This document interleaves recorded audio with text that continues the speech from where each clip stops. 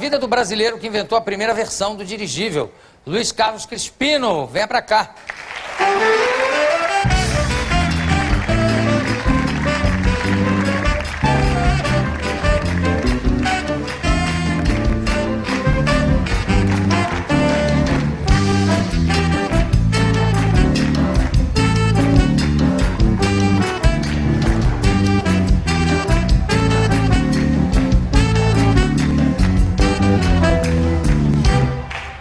Aqui, olha, Memórias sobre a Navegação Aérea. Júlio César Ribeiro de Souza, Memórias Especiais 2, editora universitária, com textos de Fernando Medina do Amaral, Luiz Carlos Bassalo Crispino. Bom, inclusive tem algumas ilustrações, etc. aqui. O capitão francês Charles Renard. Põe no olha que cara de doidão mesmo, ó. Olha só, é um derico de bigode. Agora, tem uma coisa que eu fiquei muito intrigado, que é o seguinte. Na minha cabeça, o inventor da dirigibilidade dos balões era o Santos Dumont. Certo. E não era? Então, quando se fala em Santos Dumont, a gente está falando já a partir de 1898. Né? Santos Dumont realmente ganhou o prêmio Deutsch, né, em 1901, fazendo a volta da Torre Eiffel. Exatamente, saindo e fazendo a volta na Torre Eiffel. Mas o que talvez tenha dado o nome dirigível, né, foi ao primeiro voo em circuito fechado, que aconteceu em 1884. E aonde? Por dois capitães franceses, Charles Renard e Arthur Krebs, que você mostrou, na França também. A questão toda é que o balão deles, né, que tinha 52,4 metros por 8,4 de maior diâmetro, era muito parecido com o balão do Júlio César Ribeiro de Souza, que tinha 52 metros por 10 de maior diâmetro e com a forma, o tipo fusiforme dissimétrico preconizado por Júlio César Ribeiro de Souza. Então, a gente tem que dar um shiftzinho, uma puxada de cerca de 15 a 20 anos para falar sobre Júlio César, né? Então, quer dizer, porque com a criação dos prêmios, né, quer dizer, aí começou realmente a se regulamentar o que seria um voo controlado, né, mas o que realmente marcou foi, o que deu o termo dirigível foi isso, você realizar, você sai de um ponto, realiza um percurso fechado e volta, quer dizer, você dirige o balão, né. Mas o Júlio César chegou a construir esse balão no Brasil? Não, ele foi construído na França, né. Ele também estava na França. Ele recebeu... maiores incentivadores disso. Certo. Uma diferença entre Santos Dumont e Júlio César é que Santos Dumont era milionário e Júlio César não tinha um tostão furado. Ele era filho de lavradores, né, e que realmente com patrocínio do governo ele conseguiu construir na França. Porque só se tinha tecnologia... Patrocínio do governo brasileiro.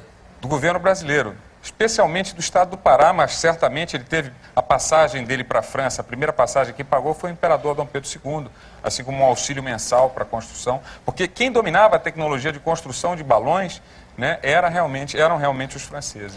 Mas vem cá, você falou o seguinte, que estranhamente o balão era muito parecido ao balão do Júlio César. Esse tipo de semelhança, porque você sabe que às vezes as ideias estão no ar. Esse tipo de semelhança não pode ser casual, não pode ser uma coisa que tenha acontecido sem ele ter chupado o balão do outro? Claro, quer dizer, isso realmente está cheio, quer dizer, na história da ciência de uma maneira geral, por exemplo, o cálculo diferencial, né, quer dizer, atribuído a Newton, a Leibniz simultaneamente, isso acontece.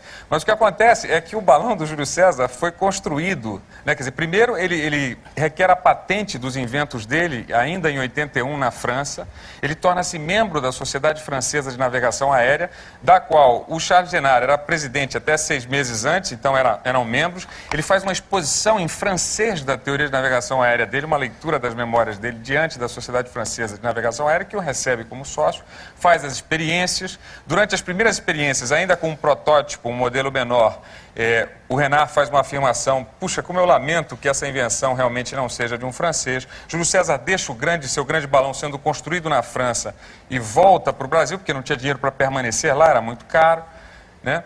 E realmente, se você olhar as imagens, digamos assim, dos dois balões, eles são realmente muito parecidos. Porque aí é que está, quer dizer, essa forma do balão é a forma aerodinâmica. Sim. Né? Quer dizer, é a descoberta da forma aerodinâmica, efetivamente. Você tem... Mas o balão o Júlio César chegou a voar no balão dele? Então, infelizmente não. O balão chegou a ascender nos testes no La Chambre, em Paris, só que quando ele chegou para realmente fazer o experimento em Paris, que era essa a intenção dele, os planos, porque o balão não era simplesmente o balão, mas tinha, um dos méritos do Júlio César foi ter casado o balonismo com a aviação. Né? Porque ele auxiliava na dirigibilidade dos balões os planos, as asas dos aviões. Né? Porque o grande desafio à época era realmente esse, quer dizer, os aviões você não tinha uma relação potência-peso que permitisse que eles alçassem voo naquela época ainda. E os balões não eram dirigíveis, soprava o vento, eles iam para onde o vento soprasse. Né? Então ele casou esses dois sistemas, tá certo? E realmente, quando ele chega lá, os planos, que eram os acessórios do balão, não tinham ficado como ele queria. Então, o dinheiro que ele tinha, porque era tudo contadinho, né? E para para fabricar os 3 milhões de litros de hidrogênio necessário para encher o balão dele, tiveram que ser usados para refazer os acessórios.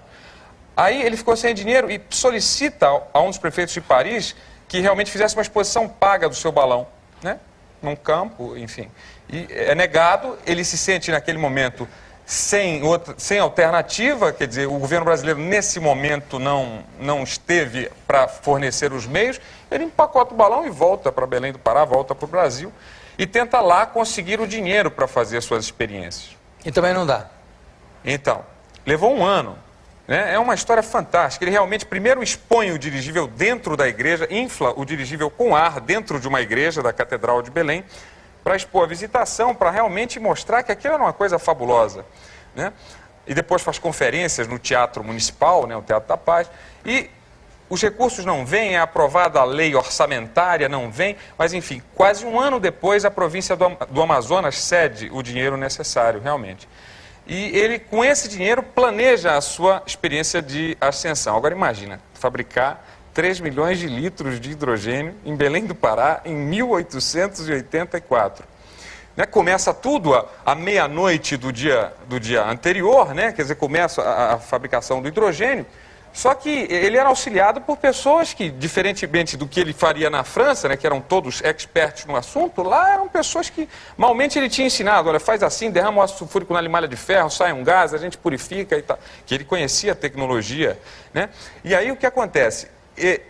Por acidente, as pessoas derramam ácido sulfúrico nas mangueiras que conduzem o gás para o balão. Né?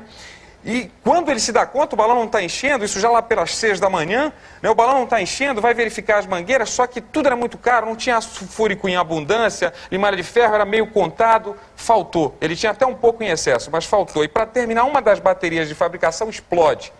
E, infelizmente, a experiência não teve lugar em 1884. E aí, quando ele estava se recompondo para tentar uma nova experiência, porque isso é muito comum na história da dirigibilidade aérea, da navegação aérea, muito comum as experiências frustradas. Número 1 do Santos Dumont, né? Quer dizer, então, na verdade, quando ele estava se recompondo, ele recebe a notícia de que em 9 de agosto, tá certo, de 1884, portanto, um pouquinho depois da experiência da tentativa tinha sido em julho, né, os franceses realizaram esse primeiro percurso fechado. Ele escreve um protesto enorme que ele publica nos jornais do Pará, primeiro em português, depois em francês. É como se abrisse um jornal amanhã e tivesse lá várias páginas em inglês, que é a língua dominante agora, com o protesto de Júlio César.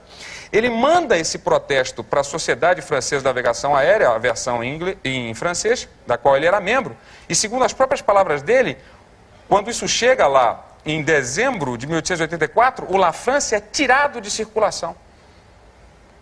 Ah, é? O jornal é tirado? O balão é tirado de circulação, realmente. Isso, veja... Fica meio suspeito. Exatamente.